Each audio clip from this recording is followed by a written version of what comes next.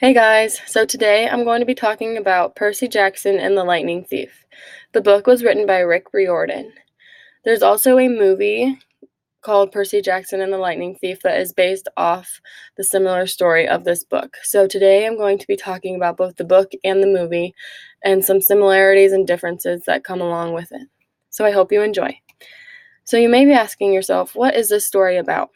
So this book is about a boy named Percy Jackson who discovers he is a demigod and that his father is Poseidon, who is the god of the sea.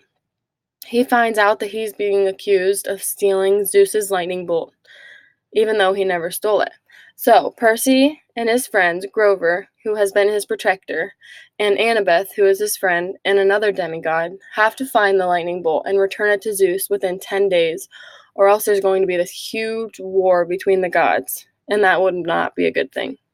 So Percy, Grover, and Annabeth have to go on these journeys to find the bolt and to return it quickly and as fast as they can to Zeus, so there isn't a war.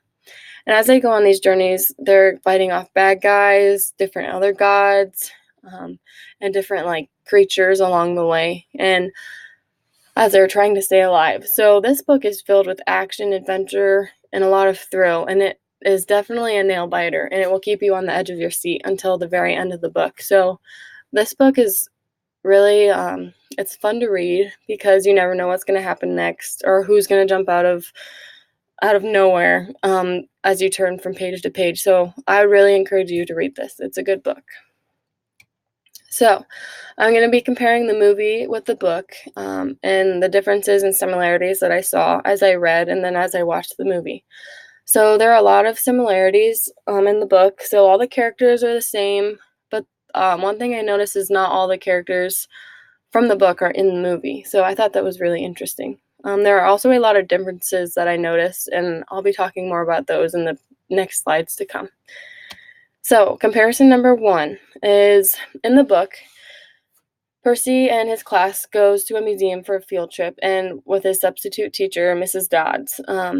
And Mrs. Dodds ends up attacking him in a different room than everyone else and turning into this creature, a fury as they call it. And Percy ends up getting out of that situation, and Mrs. Dodds just disappears.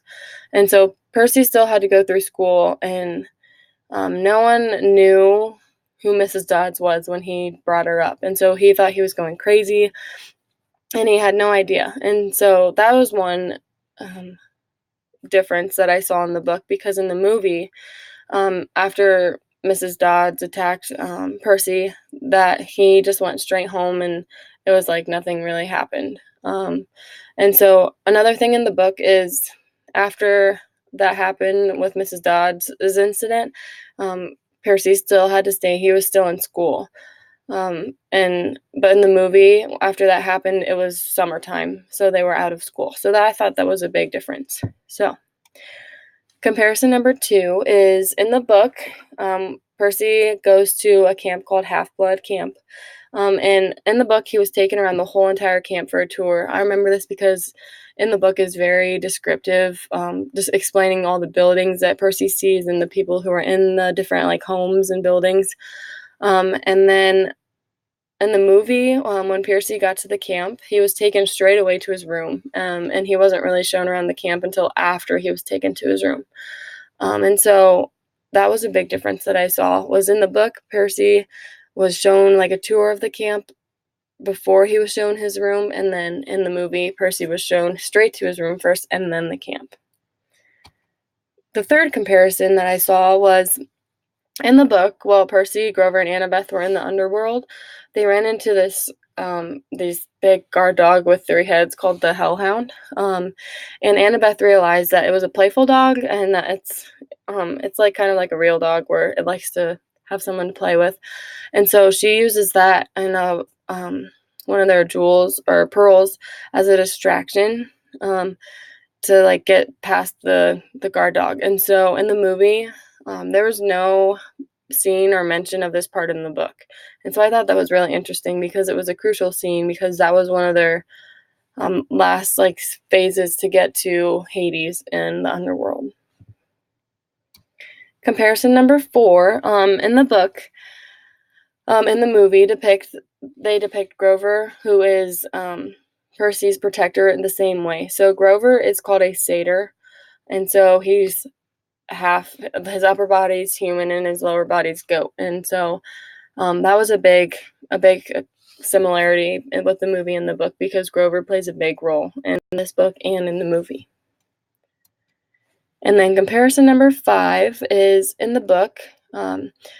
Percy had not realized that the lightning bolt was in his book bag that Ares had given him when he was in the underworld, and that was a big part in the book, because by Percy having the lightning bolt, it changed a lot of things. And if you read, you'll find out what those things were. But in the movie, Percy didn't realize that he had the lightning bolt in the shield that Luke had given to him. And so I thought this was a big difference, because first off, in the book, the lightning bolt was in a book bag, and the lightning bolt was given to, or the book bag was given to him by Ares.